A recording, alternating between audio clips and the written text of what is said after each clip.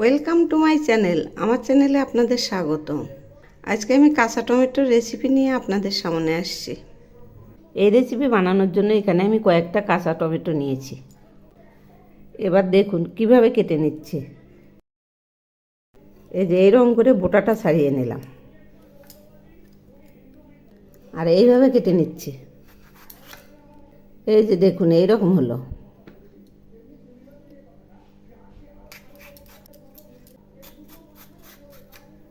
এই যে দেখুন এইরকম পাতলা করে পিস করে নেব। এভাবেই আমি সবগুলো কেটে নেব।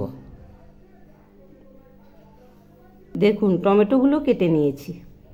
এবার আমি মশলার জন্য নিচ্ছি 1 চামচ সাদা সর্ষে আর নিচ্ছি 1 চামচ কালো সর্ষে,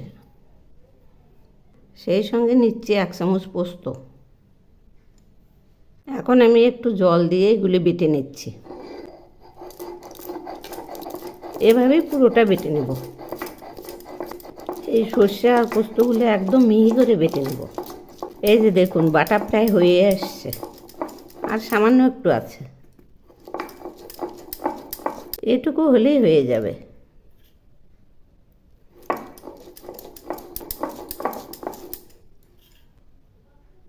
এখন বাটা হয়ে গেছে।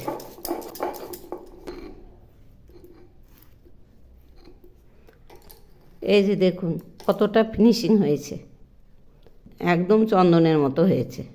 এই যে এইরকম। এবার আমি এগুলি তুলে নিচ্ছি।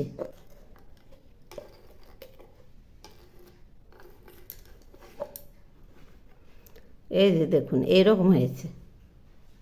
এখন আমি এই 3টে কাঁচা লঙ্কাও বেটে নেব।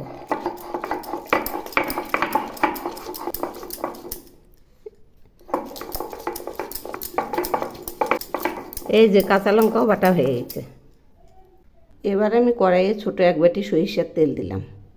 এই রান্নাটাতে একটু তেল বেশিই লাগে। এখন আমি এর মধ্যে দিচ্ছি 3টে রিং করা পেঁয়াজ। এগুলি এখন বেরেস্তা করে নেব। পেঁয়াজগুলো আরেকটু ভাজা হবে। এগুলি ভাজা প্রায় হয়ে এসছে, বেরেস্তা হয়ে গেছে। এখন নামিয়ে নিচ্ছি। এই যে দেখুন এইরকম হয়েছে।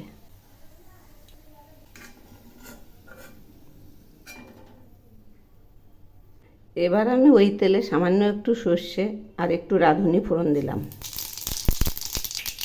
এখন আমি দিচ্ছি টমেটোগুলো,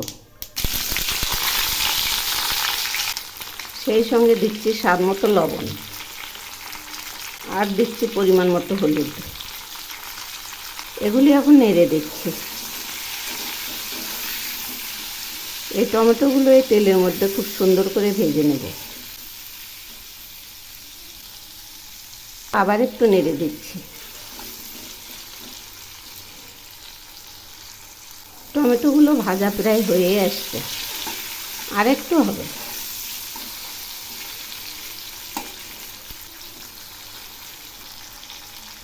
এগুলো ভাজা হয়ে গেছে, একদম পারফেক্ট ভাজা হয়েছে। এখন আমি এর মধ্যে দিচ্ছি সর্ষে আর পোস্ত বাটা,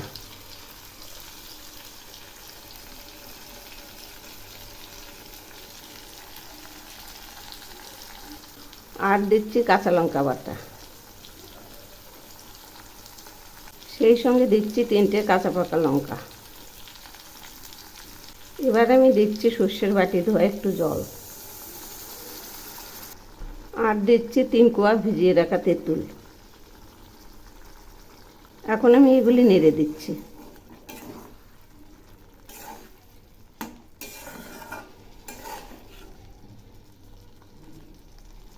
দিচ্ছি 1 চামচ চিনি, একটু নেড়ে দিচ্ছি। এগুলি একদম মাখা মাখা হবে, আর গরম ভাতের সঙ্গে এই রেসিপিটা এত টেস্টি লাগে। এগুলি আর একটু ফুটবে। এই যে দেখুন একদম মাখা মাখা হয়ে আসছে। এখন আমি এর মধ্যে দিচ্ছি ওই বেরেস্তাগুলো।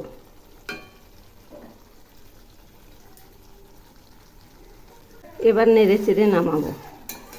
রান্নাটা এখন হয়ে গেছে, এখন নামিয়ে নিচ্ছি। রান্নাটা নামিয়েছি, দেখুন না কত সুন্দর হয়েছে। এভাবে একবার বানিয়ে গরম ভাতের সঙ্গে খেয়ে দেখবেন, অসাধারণ টেস্ট। একবার খেলে আবার খেতে ইচ্ছে করবে, এত টেস্টি।